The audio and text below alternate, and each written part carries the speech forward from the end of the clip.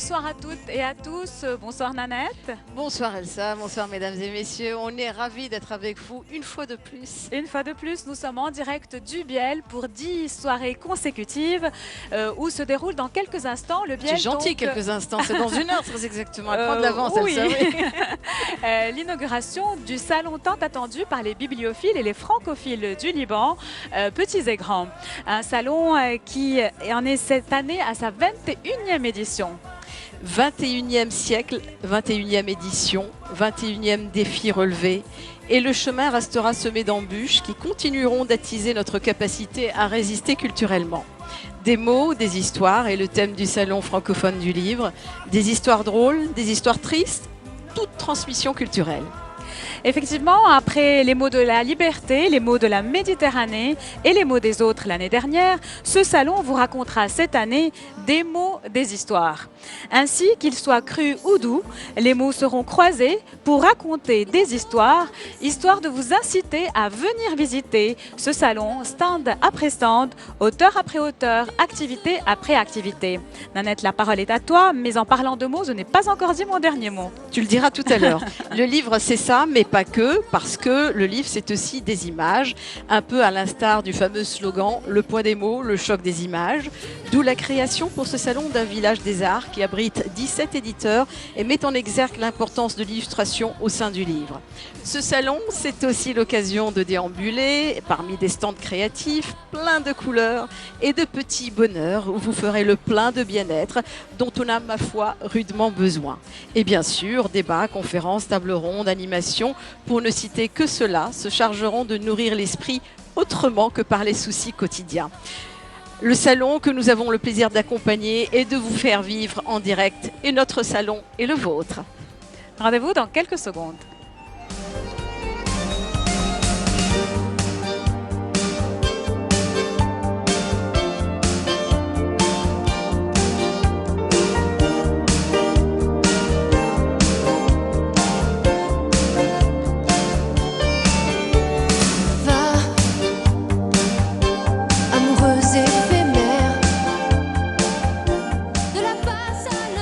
J'ai le plaisir d'interviewer en première place la représentante du secrétaire général de l'Organisation internationale de la francophonie, M. Abdou Diouf, Madame Régine Lavoie. Bonsoir. Bonsoir, madame. Comment allez-vous? Très bien, merci. Participer au Salon du livre francophone de Beyrouth, qui en est donc à sa 21e édition et qui est le 3e salon mondial après Paris et Québec. Qu'est-ce que ça vous fait d'être ici avec nous ce soir? En fait, c'est une grande fierté d'être associée à cette fête du livre francophone à Beyrouth, parce que le Liban occupe une place de choix, vous savez, au sein de la francophonie. Le Liban, pour ses valeurs et sa capacité de faire vivre la diversité de langues, de cultures, de religions sur son territoire. C'est un modèle pour nous, la francophonie. Surtout que vous êtes québécoise, n'est-ce pas? C'est bien ça. Donc on dit que le Liban est pour le Moyen-Orient ce que le Québec est pour l'Amérique. Un grand tremplin de la francophonie où ça bouillonne d'idées, de néologismes et d'initiatives dynamiques, n'est-ce pas? Oui, on sent beaucoup. Effectivement, on se sent très près de l'atmosphère du Liban comme québécoise. Je me sens vraiment très à l'aise ici. Excellent. Et dites-moi, l'Organisation internationale de la francophonie participe cette année activement au salon puisqu'il y a des tables rondes qui parlent de la presse dans le monde arabe, la presse francophone. Parlez-nous un peu plus de ces activités. En fait, aujourd'hui et demain se tient un forum sur les médias francophones dans le monde arabe. C'est une des activités que la francophonie organise, mais vous savez que la francophonie a une coopération très riche ici au Liban. Elle est restée très proche du Liban à travers les années. Par exemple, il y a un bureau de l'Agence universitaire de la francophonie qui est implanté ici depuis 21 ans déjà et qui rayonne au Moyen-Orient. Donc, il y a de nombreuses activités dans le secteur culturel, dans le secteur de l'éducation et dans tous les secteurs aussi qui touchent les institutions de l'État de droit. Il y a un appui dans plusieurs domaines et un appui, je dirais, une Présence continue. Exactement. Madame Lavoie, vous êtes conseillère d'Abdou Diouf pour les langues et la culture. La francophonie, l'OIF en général, se veut de plus en plus politique, économique, mais c'est surtout la culture qui est l'assise importante, n'est-ce pas? Quand on voit un salon comme ça, la culture qui rassemble. Tout à fait, tout à fait. En fait, on dit toujours que la langue française est le socle de la francophonie et que la langue française, c'est une langue que nous avons en partage parce qu'elle réunit beaucoup de pays pour lesquels le français n'est pas l'une des langues officielles, mais qui est l'une des langues partagées. Donc, c'est un grand plaisir d'être là dans ce salon qui donne la place aux livres francophones et aux créateurs. C'est un grand plaisir d'être là pour nous et de s'associer au Liban et aux acteurs libanais qui ont organisé Le plaisir est pour nous vraiment. Merci beaucoup d'être ici cette année au Liban. C'est votre première année où vous participez au salon du livre francophone de Beyrouth? On a souvent des activités en lien avec le salon et en 2009, on a été très présent avec une série d'activités et la remise d'un prix littéraire que la francophonie. Merci beaucoup, Madame Lavoie. Merci. À bientôt. La longue écharpe après moi, le cœur en plein galop. Jour de neige dans un grand mur qui me protège. Première neige, vertige en moi comme un manège. Jour bien tendre, comme ce quelqu'un qui vient m'attendre. Mon deuxième invité ce soir est le président du syndicat des importateurs de livres, Monsieur Sami Naoufal. Bonsoir. Bonsoir, madame. D'abord, félicitations. Vous avez été récemment élu à la tête de ce syndicat. Oui, tout à fait, il y a à peine un mois. D'accord. Félicitations. Merci, je vous remercie de votre invitation. Et donc, ce syndicat est très important parce qu'avec l'Institut français du Liban, c'est lui qui organise, qui est un partenaire important donc, de ce grand salon qui en est finalement à sa 21e édition, qui est l'âge en même temps de la jeunesse mais de la maturité également. Oui, absolument, 21 ans, mais en fait, ça aurait fait, je crois, 23 ans s'il n'y avait pas eu 2 années disons, de troubles où on n'a pas pu avoir le salon. Oui. Oui, absolument, 21 ans, c'est l'âge de raison, c'est la maturité et c'est merveilleux d'être encore là, présent dans ce salon. Vous parlez de QV 2014. Qu'est-ce que vous pensez de la QV 2014 du Salon du livre francophone? Écoutez, il y a vraiment beaucoup de nouveautés. Il y a des écrivains fantastiques cette année et il y a toujours le prix concours et le prix aussi du Moyen-Orient. Donc c'est formidable de voir qu'il y a encore des gens qui s'intéressent aux livres et qui lisent malgré tout parce que nous sommes dans une période très difficile. Dans le monde entier, il y a une crise économique, il y a une désaffection pour la lecture, il y a le livre en papier qui est en train de disparaître et donc c'est une période très difficile pour nous, c'est une période charnière et on est content d'être toujours là et de faire ce qu'on peut pour aller de l'avant. Monsieur Naoufal, quand on voit le nombre record qu'a battu le salon l'année dernière, en 2013, on se dit que finalement, il y a un message d'espoir pour le livre, pour le papier, pour les libraires, pour les éditeurs, n'est-ce pas? Je pense que quelque part, le livre ne peut pas mourir parce que vraiment c'est une source de culture, d'escapade, de combat de la solitude. Un peu de tout, on ne peut pas se passer du livre. C'est vraiment après la nourriture qu'on connaît, il y a la nourriture intellectuelle et c'est le livre et on ne peut pas s'en passer. On vient en second. Dès qu'on a assuré sa survie, je pense qu'on doit se tourner vers la lecture parce que c'est la seule chose qui nous sorte de l'obscurantisme et des idées reçues et nous fait avancer. Donc la culture face à la barbarie, comme le dit un des thèmes des débats. Pour moi, c'est un des moyens les plus forts de combattre l'obscurantisme, la barbarie et l'inculture, quoi. N'est-ce pas? Et vous avez des nouveautés en tête comme ça, des choses importantes qui vont se passer dans ce salon, une ou deux idées qui sont nouvelles par rapport aux années précédentes? Déjà, par rapport aux années précédentes, il y a le Village des Arts, donc qui va regrouper ce qu'on appelle le beau livre et l'art en général. Donc ça a un rayon, ça a un coin à part, un stand à part. Et Au niveau des nouveautés livres, il y en a plein cette année. Il y a beaucoup plus que les années précédentes. Et notre salon tombe en même temps qu'en France se passe la concours. sélection des Goncourt, des Renaudot, des Oui. Médicis et de tous les prix. En plein dans la rentrée Donc, voilà, littéraire. la rentrée littéraire. Donc c'est fantastique que ça se passe en ce moment aussi au Liban. Et les livres, nous les avons presque en même temps qu'en France. Parfois tout à fait en même temps, mais en tout cas pas plus de 2 ou 3 jours après. Donc le Liban n'a rien à envier à l'étranger, quoi. Absolument rien. Au contraire, il jouit d'une diversité culturelle que nul autre n'a, parce qu'on a l'anglais, l'arabe, le français, un peu d'espagnol, un peu d'allemand, un peu d'italien. Vous Ce savez le reste. plurilinguisme qui fait notre Voilà, que dans les autres différence. pays, il n'y a pas, sauf hormis peut-être le Canada, le Québec et la Suisse. Voilà. Bon, et vous avez un message particulier à faire passer aux importateurs de livres au Liban, à toutes ces personnes qui travaillent dans le domaine du livre? Aux importateurs de livres, je leur dirais tenez bon. Je suis l'un d'eux, il faut tenir bon. Aux lecteurs, non, aux lecteurs, les lecteurs sont là. À ceux qui ne lisent pas, je leur dis lisez, lisez, lisez. Donc, Il faut absolument lire, continuer à lire. C'est le seul moyen d'avancer dans la vie. et c'est super ce qu'il y a dans ce salon, Monsieur Naufal, chaque année, cette dynamique qui est là, les petits et les grands, et on est tous là, ils sont tous là, et on sent que vraiment on fait les réserves de livres pour toute l'année. Absolument. En tout cas, c'est proche de Noël. Mhm. C'est pour ça que nous, par exemple, maintenant, je porte le chapeau de la librairie Antoine, que je préside aussi. Nous faisons nos achats pour le salon et pour la Pour saison Noël, de Noël aussi, pour justement. les fêtes de fin d'année. Le message est passé, je pense. Voilà, c'est pour ça qu'il y a tous les libraires, c'est pareil. Je parle aussi au nom des autres libraires.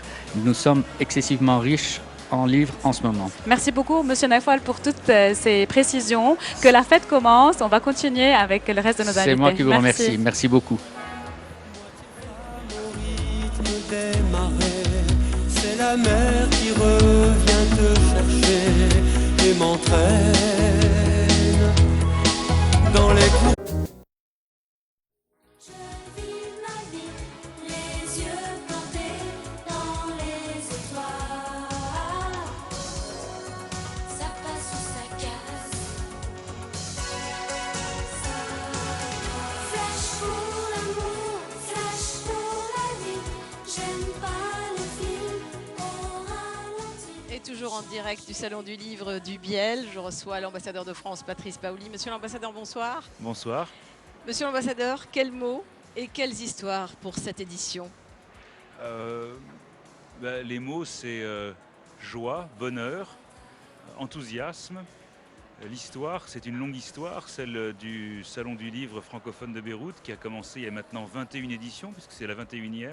21 printemps à l'heure du printemps arabe Voilà. et qui sera largement illustré au cours de ce salon par de nombreux ouvrages d'ailleurs. Voilà, beaucoup d'auteurs, beaucoup d'activités diverses en dehors de Beyrouth aussi. Non, je pense que c'est un très beau parcours, une très belle histoire et qu'on est content de continuer. Nous savons tous que le Liban traverse toujours des périodes difficiles, la région aussi, et que tout le monde s'interroge. Et je dis, il n'y a pas de bon moment peut-être pour les choses, il n'y a pas de mauvais moment. Il faut toujours faire les choses quand on peut les faire. Et donc le Salon du Livre est un rendez-vous, un espèce de phare que nous avons, nous, francophones, amis de la culture et du livre. Donc on est heureux de se retrouver cette année encore. Justement, à l'heure où nos deux pays subissent de graves menaces, que représente la tenue d'un tel événement pour justement la France et le Liban? Je crois qu'on a besoin d'horizon, on a besoin d'espace, on a besoin de se retrouver, de se parler, de se retrouver autour de ce que nous aimons, c'est-à-dire le mouvement des idées, de débattre, justement de porter ce message d'amitié, de solidarité, de tolérance, puisque tous ces débats, ces signatures d'ouvrages, de rassembler aussi, puisque par exemple pour le prix Lorient du livre, qui est le concours des étudiants ici, il met en œuvre des étudiants de toute la région. Je crois que c'est très important que des jeunes Palestiniens, Égyptiens, Jordaniens, des jeunes du Maghreb puissent se retrouver pour ce genre de choses. Donc c'est un moyen de communiquer, de porter des valeurs ensemble. Alors, il semble que plus les temps sont durs, plus ce salon attire des visiteurs. L'année dernière, on a atteint un chiffre record. Alors est-il devenu une simple évasion plutôt qu'un événement élitiste? Non, je ne crois pas que ce soit un événement élitiste. Nous regardions les chiffres avec nos amis partenaires, parce que le livre, ce n'est pas uniquement un produit culturel, c'est un produit tout court aussi, c'est une économie. C'est donc, il y a une rationalité derrière tout ça aussi. Je veux dire, on édite, on publie, ça a un coût, ça... Et on s'aperçoit que les familles, notamment au Liban, qui viennent au Salon du Livre, consomment beaucoup, achètent beaucoup de livres. Donc moi, je ne pense pas que ce soit élitiste. Et par ailleurs, nous allons vers les écoles visitent quand nous n'y sommes pas. les écoliers viennent le matin en grand nombre. L'année dernière, on a eu plusieurs milliers d'enfants qui sont venus. Et donc je crois que c'est tout le contraire. Ça rejoint un peu ce que je vous disais, donc ça se démocratise un tout petit peu. Ah, Il avait pas un commencé- petit peu, je crois je que dirais même c'est très tout- ouvert. C'est très ouvert. Et ça l'était aussi les années précédentes, ça le sera encore cette année. Et le Salon du Livre, ce n'est pas que Beyrouth. On va aussi dans nos instituts français Qui sont un peu hors partout de Beyrouth, sur le et territoire. nous apportons aussi aux enfants, aux adultes, à tous ceux qui le veulent, mais beaucoup aux enfants, cette littérature, ces espoirs, ces horizons. Alors cette édition s'enrichit d'un village des arts. Quelle est sa valeur ajoutée, sachant que le livre d'art a toujours été présent chez les libraires et un peu partout? C'est un peu, chaque année, il y a un petit peu une innovation. Je crois que l'année dernière, on avait beaucoup travaillé sur la traduction pour dire que c'est bien une langue, mais il faut aussi faire connaître cette langue et donc ce qui se fait dans cette langue. Le village des arts, c'est un moyen de mettre les productions de livres d'art, les très beaux livres, et de voir comment on peut les mettre un peu plus en exergue, les promouvoir. Donc je crois que c'est aussi la beauté, ça fait partie du Salon du Livre. Ça n'est pas élitiste, au contraire, puisque tout le monde peut venir les voir. Donc je crois que c'est bien aussi, même si on ne les achète pas, qu'on sache. Alors bien sûr, je pense que l'éditeur, lui, a à l'esprit aussi le fait de diffuser. Mais je crois que c'est un événement de plus qui apporte une petite touche esthétique. Juste pour revenir à l'édition de l'année dernière, c'était Les mots des autres. Vous êtes un parfait exemple, vous parlez l'arabe très très bien. On a pu traduire Sorge Chalondon, par exemple. C'était une belle expérience quand même. Oui, et là vous parlez de traduction donc d'un ouvrage écrit par un Français que maintenant le public arabophone peut lire, mais l'année dernière, certains de mes amis, parmi eux des responsables libanais, sont partis avec sous le bras toutes les traductions d'Amin Malouf qui est écrit en français et que certains arabophones ne pouvaient pas connaître pour cette simple raison. Donc je crois que c'est bien, la traduction c'est bien, la diversité linguistique c'est bien, les mots des autres et surtout le respect des autres. Monsieur l'ambassadeur, merci beaucoup. Je vous en prie. Au revoir. Merci à vous. Tu dors sur les trottoirs mais tu vis sur le sable. Tu t'emmènes en voyage quelque part dans le ciel. La tête dans les nuages, les seins nus au soleil. J'aime ta Jamaïque, jamaïcaine. J'aime ta Jamaïque, jamaïcaine. J'aime ta Jamaïque, jamaïcaine. Mélange de Cuba et de jungle africaine. Que tu chantes en anglais n'a aucune importance. Le bon Dieu qui t'a fait est un sorcier qui Mon deuxième invité du soir, le ministre de la Culture, Monsieur Raymond Alaïji. Bonsoir, Monsieur le ministre. Alors, quel rôle joue le ministère de la Culture par rapport à la tenue de ce salon? Bon, officiellement, le ministère de la Culture est le ministre chargé de la francophonie au Liban. Ça, c'est officiellement. Mais en pratique, on est en relation avec tout ce qui a trait à la culture. Et étant donné que le français et la francophonie sont des piliers de notre vie culturelle et académique, donc automatiquement, on fait la promotion du français et de la francophonie. Alors, on sait tous que la culture n'est peut-être pas la priorité actuelle de l'agenda politique du gouvernement. Et pourtant, la seule résistance réelle dont fait montre le peuple libanais semble être culturelle. Expositions, théâtre, cinéma, tout foisonne, avec ou sans appui officiel finalement. Est-ce que la culture est en passe de devenir notre seule arme? Notre seule arme, non. Mais Notre arme la plus efficace peut-être? Oui, peut-être. Aujourd'hui, on est sujet à deux genres d'attaques. Une attaque militaire, physique, et l'armée libanaise se charge de défendre le pays et les Libanais. Mais aussi, on est proie à une attaque culturelle. Et c'est là que nous résistons, en fait, par l'organisation de ce genre de manifestations, par la promotion de la culture. Et je crois que c'est le fait que les Libanais continuent à vivre leur vie normalement, malgré tout, est un acte de foi dans le Liban et dans le Liban culturel. Alors, sans vouloir insister là-dessus, on voit quand même un petit recul de la francophonie en règle générale. L'anglais prend le dessus. Il n'est plus aussi vivace qu'avant, le français dans la rue libanaise. Vous, en tant que ministère de la Culture, qu'est-ce que vous faites pour que ça ne tombe pas dans l'oubli?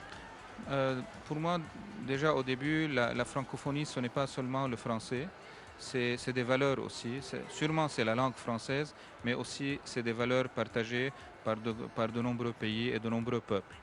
Et au sujet de la langue, nous essayons de favoriser. Nous avons un pacte avec la francophonie et que la France a gracieusement financé. Nous avons un pacte pour favoriser le français au sein de l'administration libanaise et que nous exécutons. Aujourd'hui, on est au milieu du chemin et que nous exécutons avec insistance. Concrètement, il consiste en quoi ce pacte? C'est des leçons d'apprentissage du français ou même aussi de hausser le niveau du français au sein des fonctionnaires de l'État libanais.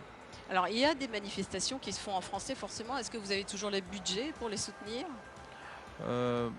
Vous savez, les budgets sont très serrés chez vous, je au sais. ministère de la Culture, c'est pas le point fort, mais on se débrouille toujours pour trouver des fonds ou pour trouver aussi des financements au sein du secteur privé, des associations, qui vraiment sont très actifs à ce niveau-là.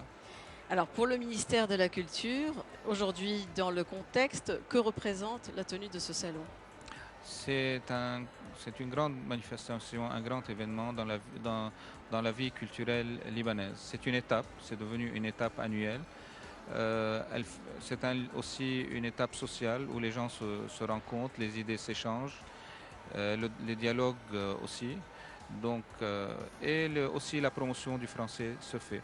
Donc pour nous, en tant que ministère de la Culture, et pour moi en tant que ministre essentiellement francophone, c'est une étape très importante dans le travail et le fonctionnement du ministère de la Culture et dans la vie du pays. Alors, ça fait un moment qu'on assiste quand même à une certaine ouverture sur d'autres langues à partir de ce salon. Tout d'abord de la traduction et puis un accueil peut-être qui va s'élargir plus tard parce qu'on ne peut pas rester confiné. C'est une chose que vous accueillez favorablement? Bien sûr. Aujourd'hui, la richesse du Liban et des Libanais, c'est qu'ils manient plusieurs langues. Ce n'est pas seulement le français. Ça a toujours été notre force, mais j'entends sur un salon qui se veut francophone quand même. Oui, l'essentiel doit rester bien sûr francophone, mais on ne doit pas rester cloîtré. Aujourd'hui, le monde est ouvert, grâce surtout aux moyens de télécommunication, les réseaux sociaux. C'est un monde ouvert. Le salon doit s'ouvrir aussi, mais le pilier, le centre doit rester bien sûr la France, le français, la francophonie. Monsieur le ministre, merci beaucoup. Merci à vous.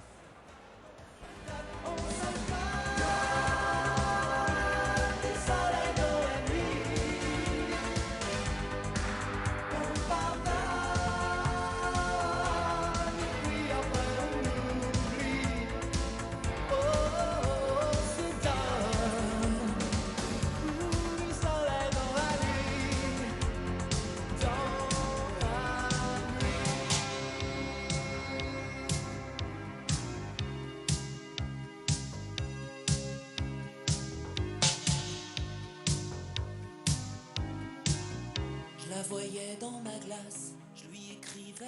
La francophonie, ce n'est pas que la France, ce sont tous les pays francophones à travers le monde, comme le Liban, comme la Belgique également. La Belgique qui participe chaque année au Salon du livre francophone de Beyrouth. Cette année, en la personne du nouvel ambassadeur, Alex Lennart. Comment allez-vous, monsieur l'ambassadeur? Très bien, mais je suis très heureux d'être dans ce très beau pays qui est le Liban depuis 2 mois et j'y découvre une vie culturelle extrêmement intense. Donc, je suis très heureux d'être ici ce soir. Excellent. Et la Belgique participe chaque année de manière active. Tout Cette à année, fait. qu'est-ce qu'il y a de nouveau?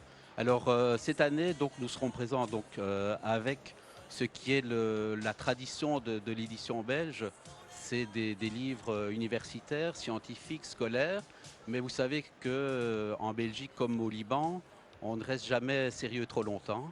Donc, on aime bien le sourire. Et donc, ce qui fait un petit peu notre spécificité en Belgique, c'est le livre illustré et la bande dessinée. Alors, elle sera évidemment représentée cette année. Exactement. J'étais en Belgique il y a quelques temps. On voit combien la bande dessinée a une place importante. On a l'impression que vous parlez avec des mots dans une bulle en Belgique, tellement c'est intéressant la bande dessinée. Moi, je dirais même qu'on est avec les gènes de la bande dessinée. Alors, pour la petite histoire, moi, quand j'étais petit, j'ai grandi avec des livres de bande dessinée. Et donc, ma mère savait que si elle me donnait des BD, eh bien, je restais tranquille. Donc, c'était le deal entre elle et moi. C'est ce qu'on fait avec tous nos enfants. On lit la BD belge même au Liban. Donc, dites-nous un peu quels sont les auteurs qui viennent de la part de l'ambassade de Belgique. Alors, nous avons Une première. Une première. Oui. Donc, vous découvrez ce personnage qui est très connu en France et en Belgique Le fameux et Le ailleurs Chat. en Europe. C'est le chat. De Le chat Gueuluc. de Philippe Gueuluc. Oui. Et donc, pour cette édition du Salon du livre francophone à Beyrouth, eh bien, Philippe Gueuluc, son auteur, a fait traduire le chat en langue arabe. Et donc, c'est une première mondiale. Donc le chat miaule en arabe. Miaule en Sinon, arabe, je ne sais pas ce que ça donne. Mais Il faut voir, ça en doit tout être quelque cas, chose. je lui souhaite d'être aussi populaire qu'il est en Belgique et en Europe, parce que c'est un personnage ironique, insolent, parfois politiquement incorrect, mais toujours extrêmement drôle. On attend de voir ça, de lire ça de plus près. Donc cette première, de voir le chat en arabe. On va d'ailleurs avoir une entrevue avec la traductrice de cet à ouvrage fait. dans quelques jours. Il y a également Françoise Rogier, qui est une conteuse et graphiste belge. Exactement. Donc Françoise Rogier, à l'origine, est une graphiste et qui s'est dirigée progressivement vers le livre pour enfants et qui est aujourd'hui extrêmement connue pour son talent d'illustratrice. Elle sera présente avec 2 livres. Donc le premier est un livre de C'est pour mieux contes. te manger. Voilà. Et le deuxième, c'est le conte de A à Z. Oui, En fait, c'est fascinant. une espèce d'abécédaire, donc comme le titre l'indique, de tous les contes. Et c'est ce qu'elle fera lors des animations. Elle va en fait expliquer comment se construit un conte, comment se construit un livre pour enfants.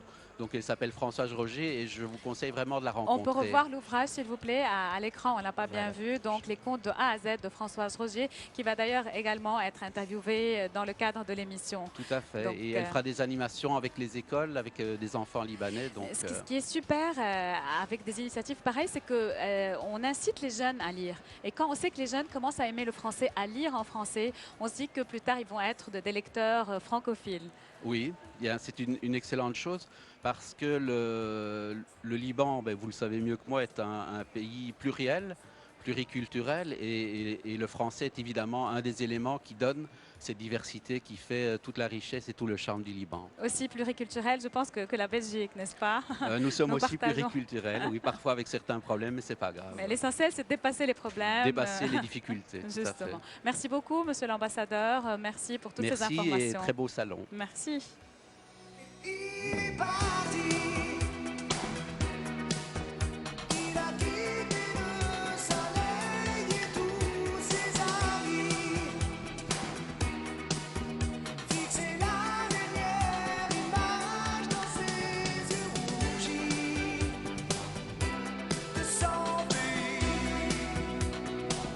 Ah, il est parti. Le cœur rempli d'espoir et de peine aussi. Du visage de ses enfants. Parmi les moments phares du Salon du livre francophone de Beyrouth, depuis 3 ans exactement, un prix qui est très attendu, qui est l'annonce du choix de l'Orient. C'est un prix littéraire régional qui a la grande particularité d'avoir comme jury des étudiants de la région. Pour m'en parler justement, le directeur régional de l'Agence universitaire de la francophonie, Monsieur Hervé Savourin. Bonsoir. Bonsoir, comment Bonsoir. allez-vous? Très bien, merci. Vous aussi, c'est la première année que vous assistez au Salon. Il y a beaucoup de nouveautés cette année, Alors, n'est-ce c'est pas la première année que j'y assiste parce que je viens souvent au Liban. Mais en tant que directeur, mais en tant que directeur, oui. c'est ma grande première. Excellent. Je suis très, très heureux d'être là. Et surtout d'être là pour pouvoir parler de ce merveilleux prix qui s'appelle le Choix de l'Orient. Justement, ça fait 3 ans exactement que la MTV couvre le Salon du livre francophone de manière quotidienne et 3 ans aussi que le Choix de l'Orient existe. Et je me souviens au tout début quel dynamisme il y avait autour de ça. Et là, de plus en plus, 3 ans plus tard, vous agrandissez les jurys. Racontez-nous un peu plus. Écoutez, à oui, propos c'est de une ça. dynamique en fait qui continue, qui croît. C'est ça qui me semble tout à fait remarquable. Donc c'est un prix littéraire. Mhm. Il est francophone Ouais. et il est régional. Et ce qui est merveilleux, c'est que depuis maintenant 3 ans, on est passé en fait de rien à 9 pays. C'est-à-dire que maintenant, ce prix concerne 9 pays, 4 de plus que l'an dernier. Donc il y a le Liban sûrement, Il y a le Liban, il y a la Syrie, il y a l'Égypte, il y a les Émirats Arabes Unis, il y a l'Irak, la Palestine, Oui. il y a les Émirats, il y a Le le Soudan. Soudan, le Yémen et Djibouti. Bah, ça fait va, 9. c'est super. C'est vraiment fantastique. Et alors, comme vous l'avez dit, ça me paraît très important. Ce qui est remarquable dans ce prix, c'est que les jurys, ce sont des Des étudiants. jeunes, des C'est-à-dire étudiants. qu'en fait, ce sont les étudiants à qui on demande d'exercer leur esprit critique. Mais c'est super de c'est lire tous formidable. ces ouvrages. En Oui. fait, ce que vous faites, c'est que vous sélectionnez dans la shortlist des Goncourt C'est ça. les 8 ouvrages qui sont dans la shortlist. Tout à fait. Cette année, il y en a par exemple celui de Kamel Daoud, Meursault contre enquête. C'est le livre de Pauline Dreyfus, Ce sont des choses qui arrivent. Le fameux livre d'Éric Reynard, L'amour et les forêts. Emmanuel Rubin, La ligne des glaces. Lydie Salver, Pas pleurer, etc., etc. Donc tous ces ouvrages, vous les envoyez à tous ces étudiants. Voilà, on les En envoie. combien donc- de temps ils les lisent? Oh, bah écoutez, ils ont reçu il y a déjà un certain temps, mais en fait, c'est en quelques semaines qu'ils sont amenés à lire tout ça. Alors, ils sont encadrés par leurs professeurs, parce que ce qu'il faut dire, c'est qu'il y a 19 universités qui sont concernées, 19 de la région. C'est encore un chiffre magique, je trouve. Super. Et ce qui est fabuleux en plus, c'est que à travers ce prix, finalement, c'est la francophonie, la littérature francophone qui est promue dans les universités. Donc, en fait, on gagne à tous les coups. Justement, non seulement les jeunes, on les incite à lire, Oui. mais aussi on leur dit vous êtes responsable Voilà. de nommer quelqu'un, Voilà. de choisir un lauréat. Voilà, exactement. Et donc la proclamation de ce fameux choix de Lorient va Alors, avoir lieu Oui, bientôt ça aura lieu donc dimanche après-midi, le dimanche de novembre, à 16h. 16h. À l'Agora. Voilà, exactement. On invite les téléspectateurs à y il faut participer. absolument regarder ça. Ce sera un très grand moment du Salon du Livre. Excellent. Voilà. Donc là, c'est le grand suspense. Alors c'est le grand suspense. Pour le moment, on attend. Chacun donne ses pronostics. Ce sera peut-être un tel ou un tel ou un tel. On C'est le attend suspense. voir, Et oui. puis, mais oui, bien sûr, on attend parce que ce sont les étudiants qui vont décider à la fin. Et c'est ça qui est aura lieu, important. la proclamation, en présence du lauréat de l'année dernière, Bien Serge sûr. Chalandon, avec son fameux 4e Voilà, mur. et ce qu'il faut peut-être dire, c'est important, c'est que le lauréat du choix de l'Orient, on lui propose de traduire son livre en langue arabe. Et c'est encore un bel exemple de cette diversité culturelle et linguistique qui existe en fait ici dans la région.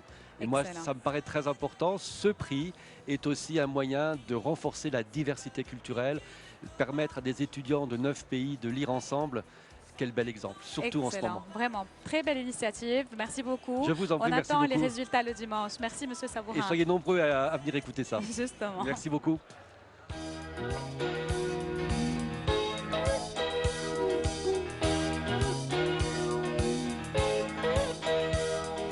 Ne dites pas que ce garçon était fou.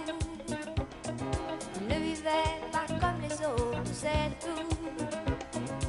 Et pour quelle raison étrange, les gens qui ne sont pas comme nous, ça nous dérange. Ne dites pas que ce garçon valait rien.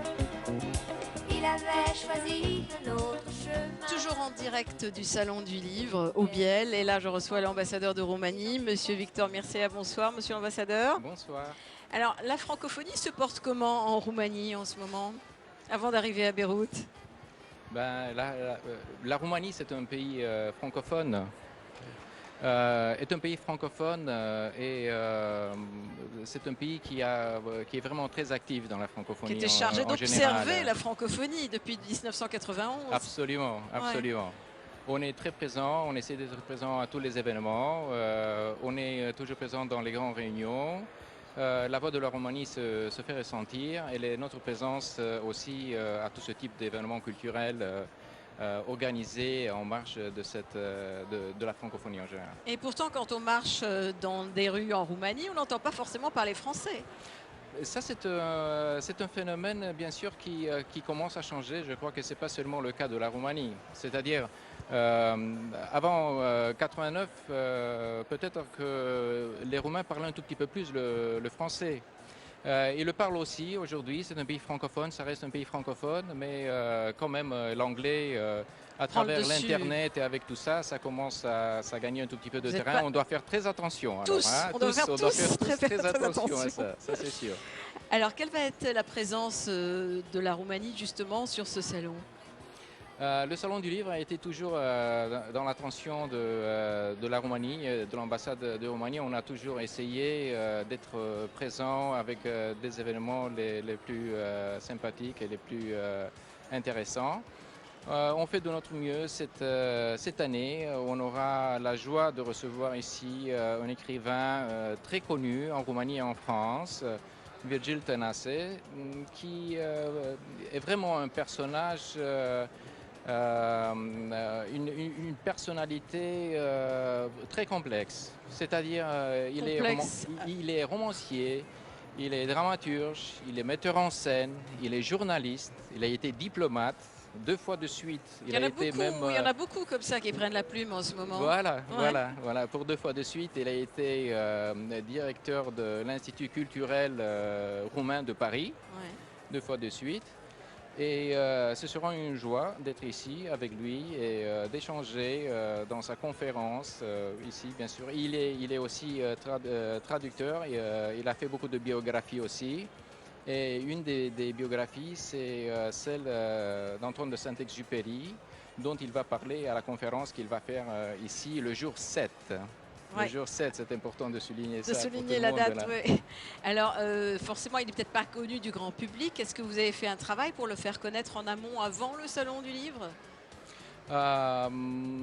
On n'a pas eu une stratégie pour faire ça, parce que pratiquement, lui, il sera ici pas seulement pour le Salon du Livre, mais il sera pour toute une semaine. Et on va avoir des rencontres dans des universités aussi. C'est-à-dire ce sont des moments qui vont être en marge du Salon du Livre, où on va essayer de présenter sa personnalité très complexe. Alors, quel est le rôle de l'ambassade roumaine au Liban au niveau de la diffusion de la culture roumaine francophone, spécifiquement ? Le rôle de l'ambassade est pratiquement de faire ce travail d'intermédiaire, pratiquement les fusions culturelles qui existent ici au Liban, par exemple, dans ces moments. Et on n'entend pas beaucoup parler d'événements qui ont lieu au niveau de l'ambassade roumaine. Au niveau de l'ambassade, dans l'ambassade peut-être pas, mais on est toujours présent dans la vie culturelle libanaise. C'est pas au niveau de l'ambassade, parce que les prémices de l'ambassade ne sont pas vraiment très adaptées pour faire ça. On a une ambassade plutôt petite, de danse roumaine, par exemple, des choses comme mais ça. on est présent dans la vie culturelle libanaise et on est vraiment très présent. C'est-à-dire on a beaucoup d'activités dans tous les domaines. On participe pratiquement à tous les événements qui sont organisés avec la délégation de l'Union européenne, comme pays européen, ou même en bilatéral avec beaucoup d'universités et beaucoup d'instituts culturels. Parce que des UNESCO, il n'y en a pas tous les jours. Pardon ? J'ai dit parce que des UNESCO, il n'y en a pas tous les jours. Oui, bien sûr. Il faut en créer de nouveaux. Oui, merci beaucoup, monsieur l'ambassadeur. Je voulais seulement souligner qu'à part cette activité qu'on aura bien sûr avec l'écrivain ici, il y aura aussi une très sympathique animation au niveau du stand de Léonique, où on sera toujours le jour 7. Le jour 7, c'est le jour de la Roumanie, et où il y aura pratiquement des enfants de la communauté roumaine qui vont lire ensemble des contes et des poèmes roumains, mais en français. Alors, j'invite tout le monde à y participer. Le 7 novembre. Le 7 novembre, aux environs, je crois, de 6h30, après la signature du livre par notre écrivain. Merci, monsieur l'ambassadeur. Merci à vous. Et on va retrouver une page de publicité.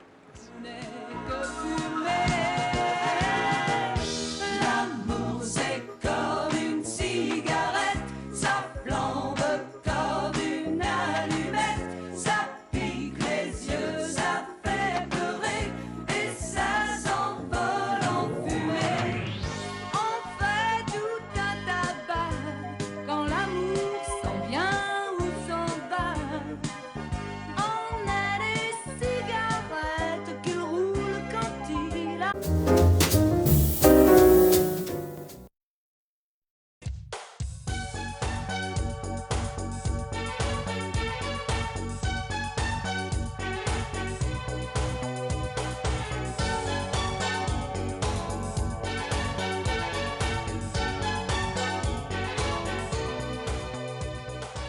Une initiative passionnante qui va nous accompagner durant les 10 jours de ce salon et j'espère plus tard également, qui s'appelle Positive Lebanon. Pour nous en parler, Tania Hadjito Mamhana, bonsoir. Bonsoir. Vous êtes romancière, éditrice et journaliste, mais aussi et surtout, vous êtes cofondatrice et directrice depuis 2003 de la maison d'édition Tamihas. Voilà. Et vous êtes derrière cette idée de Positive Lebanon. Parlez-nous un peu plus de ça. Nous, chaque année, on sort un agenda avec un thème. Et en 2011, le thème de l'agenda, c'était des bonnes nouvelles et des initiatives positives au Liban. Et en faisant les recherches, on s'est rendu compte que vraiment, la société civile était la reine des initiatives positives et qu'on avait vraiment beaucoup de mérite vu le contexte et surtout le manque d'aide. Et donc nous avons décidé à partir de là d'aller plus loin et de vraiment faire de créer une dynamique qu'on a intitulée Positive Lebanon. Qui n'est pas de parler des choses belles qui existent au Liban, mais vraiment de montrer les choses concrètes. Qui sont initiées par la société civile. Qui ont eu lieu, qui se passent, voilà, qui ont qui fait se leur, passent, des choses qui sont indiscutables et des choses qui ne sont pas clichés et des choses qui nous rendent vraiment fiers. Justement. Et qui sont aussi très porteuses d'espoir, bien sûr. Positive Lebanon, c'était une campagne. C'est une campagne, ça va être bientôt un ouvrage, mais c'est aussi beaucoup d'activités autour. L'ouvrage va paraître bientôt de toutes ces associations, de ces initiatives. Alors, ça fait 2 ans qu'on prépare cette campagne et ce livre. Le livre, c'est un recueil de beaucoup d'initiatives. Cette campagne, aujourd'hui, on la lance. Maintenant durant le Salon du Livre. On a comme partenaire la BSL Bank, qu'on remercie. Parce qu'elle a eu foi en notre projet. Et ça va être une série d'événements.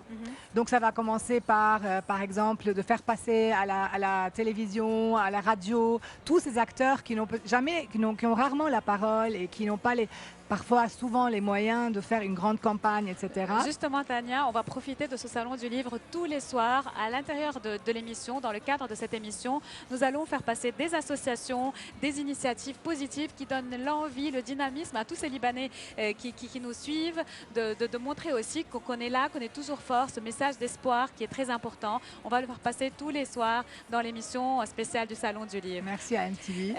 Tania, il y a également un truc auquel je pensais. En fait, il y a les groupes sanguins. On a O positif, O négatif, A positif, AB positif, AB négatif. Donc Positive Lebanon, c'est le L positif, si on peut dire. Exactement. Ce groupe sanguin qui nous rassemble tous, les Libanais, qu'on soit musulmans ou chrétiens ou druzes, autour de ce même message d'espoir. Quoi qu'il se passe autour de nous, on est toujours là à donner des messages d'optimisme, n'est-ce pas? Oui, et surtout à travailler et à bâtir et à fonder et à faire des choses. C'est pas seulement une pensée positive, mais c'est des actions positives. Et c'est très important de comprendre que Positive Lebanon est une initiative initiée par Tamiras, mais qui ne marchera jamais, qui ne prendra jamais son envol que si on est relayé par les médias, relayé par des organismes, relayé par des gens. Donc nous, aujourd'hui, on tend la main à tous ces personnes, toute cette société civile qui, de toute façon, ne nous a pas attendus pour faire de belles choses et des choses positives. Mais que peut-être pour la première fois, on va vraiment se rendre compte que les choses positives au Liban, les actions positives sont beaucoup, beaucoup plus nombreuses que les actions négatives. Et parmi les actions positives également, il y a une des actions que vous allez vous-même lancer là bientôt dans le cadre du Salon du Livre, qui est d'inclure un certain adjectif qui n'est toujours pas présent dans les dictionnaires francophones. Vous allez nous dire c'est lequel dans les dictionnaires, donc dans l'Académie française. C'est quel adjectif? Parce que la campagne va s'articuler sur un an Positive Lebanon. Donc il y a beaucoup d'événements. L'événement qui va se passer demain, en fait, ça va être une table ronde à 19h ici à l'Agora. Où on va demander officiellement à l'Académie française de considérer le fait que Béroutin, qui est le gentillet Béroutin, c'est-à-dire ce qui nous désigne, n'existe pas un nom propre ou adjectif dans le dictionnaire et que ça c'est un oubli puisque de toute façon on l'utilise et et on l'écrit, on le parle et que nous sommes francophones, profondément francophones et très attachés à notre francophonie et que donc on demande, c'est une revendication, on a fait une pétition qui est sur le stand Tamiras, tout le monde peut venir la signer, voilà, je vous encourage à venir pour que notre Béroutin soit, et non propre, soit dans le dictionnaire et c'est beaucoup plus que symbolique, c'est aussi identitaire. C'est une revendication donc, comme il y a identitaire. Parisien, etc., il faut qu'il y ait Béroutin dans le dictionnaire. On n'avait pas pensé à ça, je pensais que ça existait en fait. C'est sûr que ça n'existe pas dans non, aucun parce que dictionnaire. quand on écrit Béroutin sur Internet, il y a un surlignage rouge qui montre qu'il n'existe pas dans le dictionnaire. Moi, c'est ça qui m'avait intriguée. Et vous pensez bien que j'ai cherché partout et je ne l'ai pas trouvé.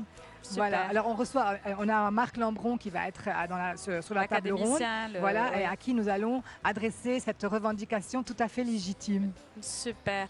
Donc là, l'idée, donc à part cette table ronde-là, le Beyroutin, vous avez toute une série d'activités. Il y a les carnets, il y a des agendas, etc.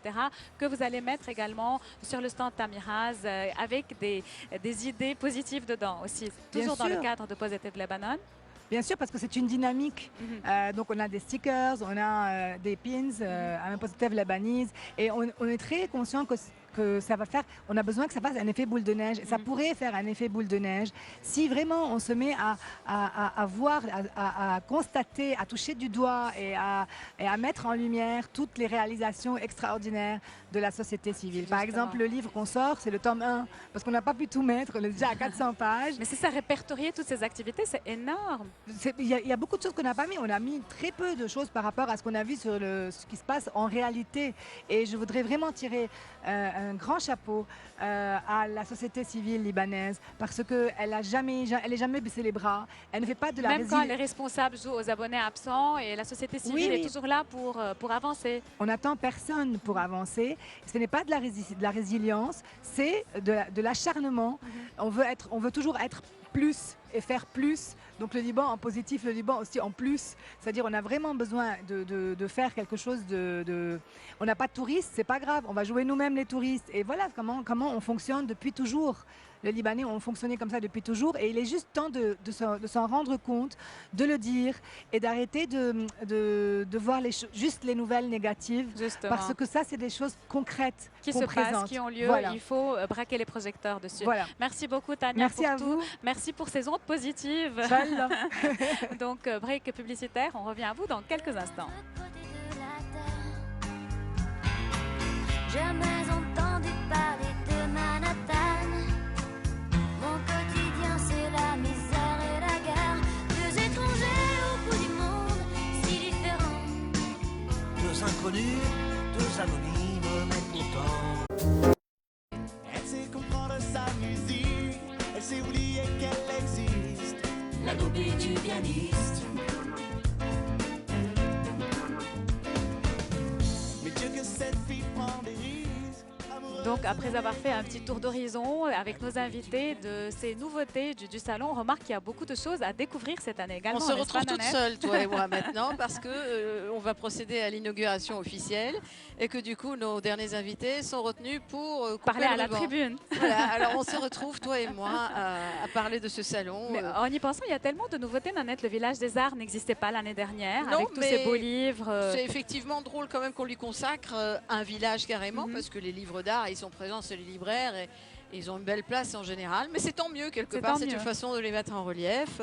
Et puis bon, cette année, il y a 3 régions françaises qui sont à l'honneur. Provence, Alpes, Côte d'Azur, l'Île-de-France et puis la Corse. La Corse également. La Corse avec toutes ses beautés et tous ses écrits qu'on ne connaît pas toujours forcément. Et il y a toujours des prix supplémentaires. Cette année, par exemple, je sais qu'il y avait le Phénix. Chaque année, on attribue le Phénix. La liste Goncourt, ça fait 3 ans. Beaucoup d'autres prix universitaires, étudiants. Cette année, il y a un prix qui s'appelle Ziriab de la gastronomie. Le plus beau livre de gastronomie en français. Ça fait un moment que les livres de gastronomie s'embellissent. Oui. Et ils sont en train de rentrer dans la littérature en tant que telle. Et il y en a beaucoup. Je vais en recevoir un personnellement. Je ne sais pas ce que tu as prévu, mais je trouve qu'il se passe plein de choses autour de la gastronomie, du bien-être, et c'est bien quand même. En parlant de gastronomie, il y a un livre qui va être lancé demain, en fait, dont les recettes vont à des associations caritatives, qui s'appelle Recettes de vie, qui en est à son 2e tome. Ce sont 2 jeunes filles qui rassemblent des recettes des amis, de parents, etc. Et la mise en scène est super. Et puis les recettes sont vraiment très bonnes. Moi, j'ai le premier ouvrage et j'en fais souvent des recettes de ces livres-là. Donc, il y a pas mal de nouveautés, même en cuisine, en culture, en BD, pour les petits et les grands. Je pense que ce salon sera, et je l'espère en tout cas, aussi beau que celui des années précédentes. C'est bien que tu parles de la BD parce que la BD prend de l'ampleur. Je parle au niveau national et c'est tant mieux. On est en pleine éclosion de talents, d'illustrateurs. On va en recevoir certains, toi comme moi. Justement, j'en profite pour dire que cette année, nous ne serons pas ensemble tous les jours, mais alternativement. Alternativement. Donc demain, ça sera ton tour. Demain, c'est moi. Ouais. Dimanche, moi. Et puis, Et en parlant des prix, demain, je vais recevoir, juste pour parler un tout petit peu du début du programme, Éric Reynard. Oui. Ou Reinhardt, dont on parle dire. beaucoup ces derniers temps. Hein. On le voit partout. Oui, et qu'il est malheureusement sorti de la liste Goncourt, à la grande surprise de tous d'ailleurs. parce que c'était le grand favori. Et après-demain dimanche, moi je recevrai Emmanuel Ruben également, donc du Goncourt, donc dont le livre figure dans la liste Goncourt. Et c'est bientôt la proclamation du prix aura lieu alors qu'on sera au salon. Ça sera le 5 novembre. On verra qui va remporter ce grand prix littéraire. Un autre livre dont on parle beaucoup, qui se promène beaucoup entre les mains des gens, que j'ai vu à juste titre probablement, je ne l'ai pas encore lu, mais c'est celui de David Fuenquinos qui s'appelle Charlotte. Qui est également dans le Choix de l'Orient, il me semble, non, puisque vous allez faire une spéciale Choix de l'Orient. Le dimanche. Alors, et qui serait très différent de la délicatesse. Moi, j'avais reçu aussi pour la délicatesse, qui est devenu un film avec Audrey Tautou. Et donc, il nous revient avec Charlotte, qui apparemment est un livre écrit par petits paragraphes, mais très très différent de la délicatesse. Ce qui est super aussi, c'est que cette année, comme le thème est celui des mots, des histoires, il y a l'histoire avec un grand H qui est aussi mise en évidence, avec la célébration du centenaire de la Première Guerre mondiale, la Grande Guerre, qui va être déclinée dans tous les ateliers, dans plusieurs ouvrages, dans des tables rondes, et aussi la Grande Guerre par rapport au Liban, comment le Liban a vécu ça. Donc des thématiques très diverses. Nous invitons Justement, vraiment les téléspectateurs à assister à cela. Un des ouvrages, celui qui a remporté le Goncourt de l'année dernière, Au revoir là-haut. Le maître devait être présent sur ce salon et ça n'a pas été le cas malheureusement. Un livre absolument magnifique. À voir. Et maintenant, ce que nous allons voir tout de suite, en attendant le reste, c'est l'inauguration du salon du livre francophone de Beyrouth qui a lieu à ce moment même. Nous allons passer en direct à l'inauguration officielle.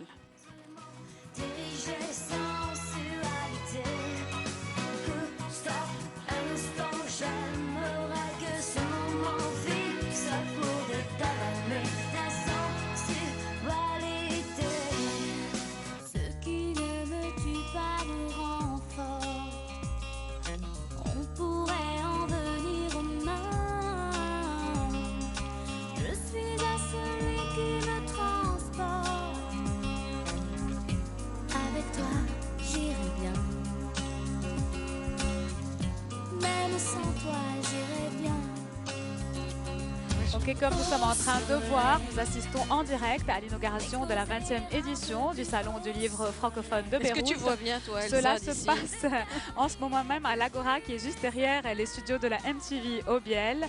Nous avons tous les ambassadeurs qui sont là, les ambassadeurs que nous avons eu le plaisir d'interviewer il y a quelques instants. L'ambassadeur de France, son Excellence Patrice Paoli, l'ambassadeur de Belgique, l'ambassadeur de Roumanie, mais également l'ambassadeur de Suisse et l'ambassadrice du Canada qui devaient être sont là et qui n'ont pas pu l'être, justement parce qu'ils sont là-bas. Avec le ministre de la Culture et toutes les personnalités. Donc je pense qu'en ce moment même, comme on ne peut pas les entendre, ils seront en train d'annoncer cette ouverture-là d'un salon qui nous suit pas à pas depuis plus de 21 ans. Donc nous assistons en direct à cela.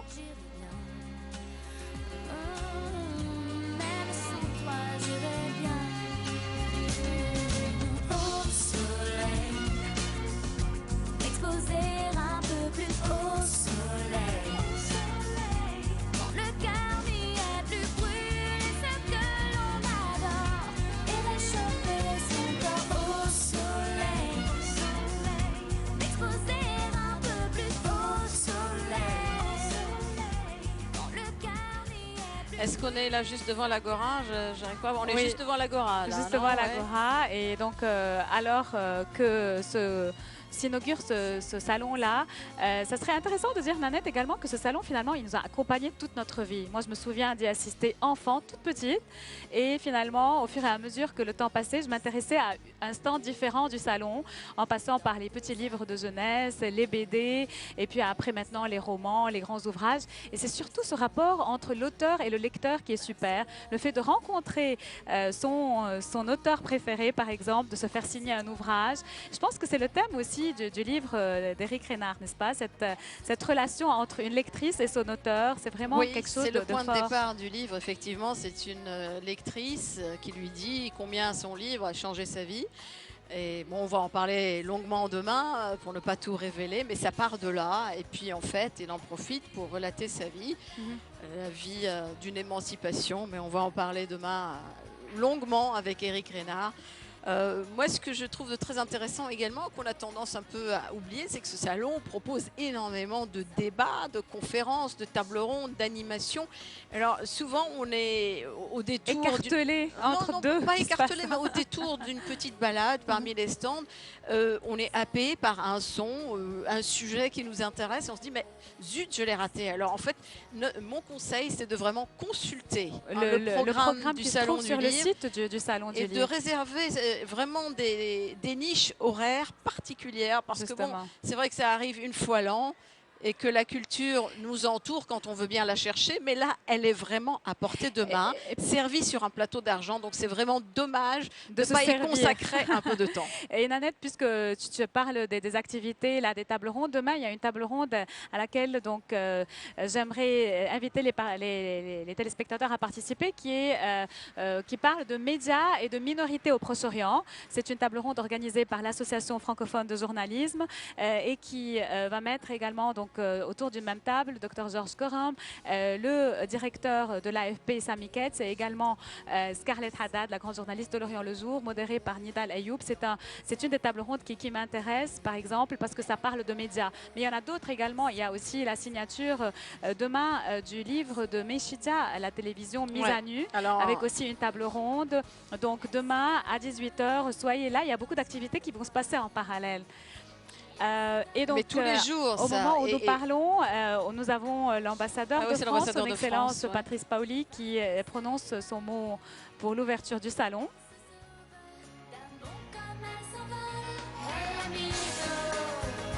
Elle veut du haut, elle veut ta peau et sur son dos un tatouage. Amigo, mi amigo, elle veut du beau et d'un amour sans maquillage. Et ce qui est intéressant, c'est de voir aussi de toutes ces couleurs de drapeaux derrière. On sent vraiment que c'est la diversité autour de la francophonie qui est importante. C'est la force de la francophonie. Tous les continents qui parlent une même langue, qui est le français aussi. Mais par contre, cette année, on n'a pas beaucoup d'Africains. Moi, je Dommage. non, pas nécessairement, mais je trouve que c'est surtout un vecteur d'unité, cette culture, ce livre, qui permet une évasion, qui permet beaucoup de bonheur. Il ne faut pas l'oublier, ça. Le livre, c'est pas seulement de la culture pure et dure, c'est beaucoup de bonheur et beaucoup d'évasion. Et Dieu seul sait, on en a besoin. Excellent. Donc, Alors, beaucoup de bonheur pour toute cette semaine, Bon, on l'espère. on va partir sur ça. Donc, demain, c'est toi qui vas être ici sur place. C'est moi qui serai là demain. Pour les entrevues. Rendez-vous avec moi après-demain dimanche, demain avec Nanette, et ainsi de suite. On sera toujours là au salon pour couvrir toutes ces activités, stand après stand, auteur après auteur, activité après activité. Alors, il ne me reste plus qu'à vous donner rendez-vous demain. Demain, Éric Reynard, entre autres. Je ne vous donnerai pas tout le programme, juste en début d'émission demain. Mais également un ouvrage qui parle de la Syrie. On ne peut pas faire un salon du livre sans parler de la crise syrienne. Elle est au centre de nombreux ouvrages. Donc, moi, je m'en chargerai au moins 2 fois. Mais demain, c'est le tour de Sophia Amara. Voilà, merci de nous avoir suivis pour ce soir. Et moi, je vous retrouve demain. Merci à Elsa. Merci Nanette. À bientôt. À bientôt.